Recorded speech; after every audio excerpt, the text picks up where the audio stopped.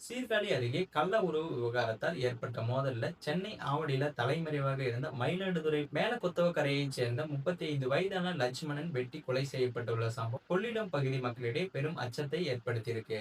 கொள்ளிடம் காவல் நிலையத்துல புகார் அளித்தும் நடவடிக்கை எடுக்கப்படாததால் இந்த கொலை நடந்ததாக உறவினர்கள் குற்றம் சாட்டியிருக்காங்க.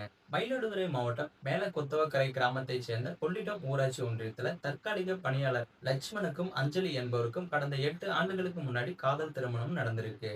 இவர்களுக்கு 2 மகள்கள் இருக்காங்க. இந்த நிலையில லட்சுமணன் கொள்ளிடம் பகுதியைச் சேர்ந்த தனது பெரியப்பா மகனான அண்ணன் ராஜா என்கிற ராமச்சந்திரனுடன் நெருக்கமாக பழகி வந்திருக்காரு. ராஜாவுக்கும் சசிகலா மற்றும் சத்யா என்ற 2 மனைவிகள் இருக்காங்க. ராஜாவின் தந்தை வீட்டிற்கு அருகில் லட்சுமணன் வசித்து வந்ததால லட்சுமணுக்கும் ராஜாவின் மனைவிகளுக்கும் பழக்கம் ஏற்பட்டிருக்கு. இந்த பழக்கம் பாத்தீங்கன்னா நாளடைவில் கள்ளக்காதலாகவும் மாறியிருக்கு. லட்சுமணனின் கள்ள உறவு குறித்து அறிந்த ராஜா அதை வெளியே சொல்லாமல் இருக்க லட்சுமணனிடம் 10 லட்சம் பணம் கேட்டு மிரட்டியிருக்காரு. பணம் தர மறுத்ததால பாத்தீங்கன்னா கொன்று விட்டதாகவும் தனது நண்பர்களுடன் சேர்ந்து கொலை மிரட்டல் விடுத்ததாகவும் கூறப்பட்டிருக்காங்க. ராஜாவின் மிரட்டலுக்கு பயந்த லட்சுமணன் கடந்த 3 மாதங்களாக சென்னை ஆவடி பகுதியில தலைமறைவாக வாழ்ந்து வந்திருக்காரு.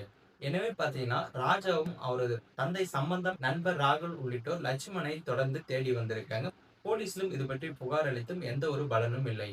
தலைமறைவாக இருந்த லட்சுமணனை தேடி அலைந்த ராஜா மற்றும் அவரது கூட்டாளிகள் லட்சுமணின் மனைவி அஞ்சலியை சந்தித்து பணம் கேட்டு மிரட்டியிருக்காங்க. கணவர் இருக்கும் இடத்தை கேட்டு அந்த பெண்மணியை துன்புறுத்தியும் இருக்காங்க. இது தொடர்பாக அஞ்சலி கடந்த ஜூலை மாதம் கொள்ளிடம் காவல் நிலையத்தில் புகார் மனு அளித்த போது அப்போது இரு தரப்பினரையும் அழைத்த போலீசார் சமரசம் செய்து அனுப்பி வச்சிருக்காங்க.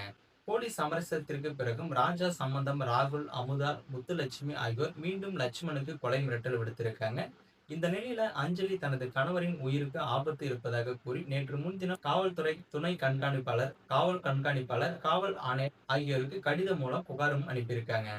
அடுத்த நாளே பாத்தீங்கன்னா கொள்ளிடம் அருகே உள்ள தெற்கு ராஜன் வாய்க்கால்ல வெட்டு காயங்களுடன் லட்சுமணன் உயிரிழந்த நிலையில சடலமாகவும் கிடந்திருக்காரு. தகவல் அறிந்து போலீசார் சடலத்தை மீட்டு பிரேத பரிசோதனைக்காக சீர்காழி அரசு மருத்துவமனைக்கும் அனுப்பி வச்சிருக்காங்க.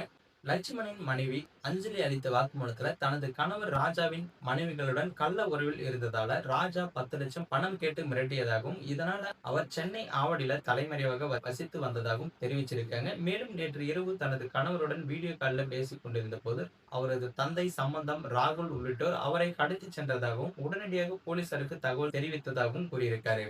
காலையிலேயே கணவர் இறந்த செய்தியை கேட்டு மிகவும் அதிர்ச்சியும் அடைந்ததாகவும் அவர் தெரிவிச்சிருக்காரு. இந்த கொலை சம்பவத்திற்கு சில நாட்களுக்கு முன்னாடி ராஜாவின் 2வது மனைவி சத்யா லட்சுமணுக்கு தொடர்பு கொண்டு ராஜா மற்றும் அவரது நண்பர்கள் லட்சுமணை கொலை செய்ய கூலிப்படை ஏற்பாடு செய்திருப்பதாகவும் பேசிய ஆடியோ வெளியாகி இந்த கொலையின் பின்னணியை உறுதிப்படுத்தியிருக்கு. இந்த கொலை தொடர்பாக தப்பி ஓடிய ராஜா என்கிற ராமச்சந்திரன், அவரது தந்தை சம்பந்தம், தாய் அமுதா, நண்பர் ராகுல், உறவினர் முத்துலட்சுமி உள்ளிட்ட 5 பேரை கைது செய்ய 2 தனிப்படைகள் அமைக்கப்பட்டு தீவிரமாக தேடியும் வராங்க. காவல்துறையில் உரிய நேரத்தில் நடவடிக்கை எடுத்திருந்தால் இந்த கொலை நடந்திருக்காது என உறவினர்கள் குற்றம் சாட்டி வராங்க.